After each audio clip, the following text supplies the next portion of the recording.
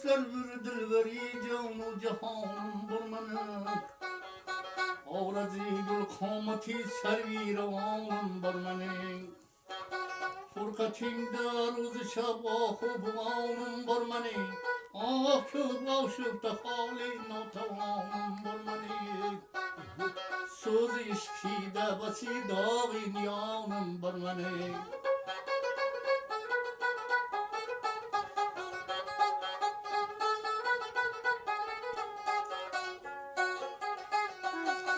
Har kıyaba koca canlığa otlarını salar Rişteyi canım uzulur ve ki umrum kıskarar Takati sabrım tüge varma bular küngül karar İşveler zahir kılır canım Hey, stok kanila kan tabang.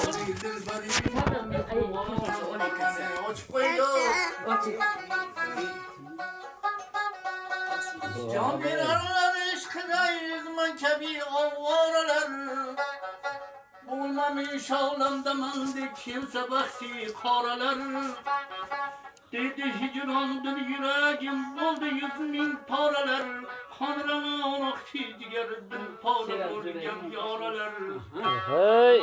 Şul eder mi bir kararı bir amanım var bana Kaça. Yusufcan, hey, soalnya mutlupsan, ne böyle? Koşadı beni yat etmedi. Yüzüne hayran bir işkaklı bulgen canlar Vallahi şeyda bulupdur hemen cananlar Ağlamaklı otmaram hamdan da iyi farmanlar Kulluk aylar hizmetinde hanlar sultanlar Koşma farzatma vakit takıp Kur'an vurmanı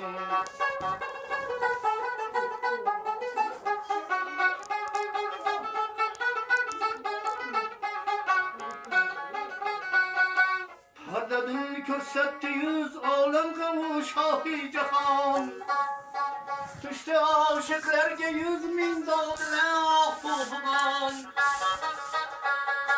Zülfü çıksam devrini aşık takıldı her zaman Perde kısmı sarıp canlarını kiydirdi revan Hey. Bıracayın malika sahip kralın barmanı Yaşay.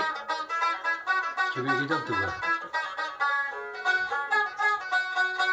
Hayır bilmem nedendir zor hayranlık sana Ne sebeptir buldu bilmem çeşmi giryanlık sana Bilse giyildi yakın bu bandı farmanlık sana Dünyada yetmez mi yindi uçbu sultanlık sana Her zaman yadımda hayyu canı daim var benim Dostlar bir dilberi canı cihanım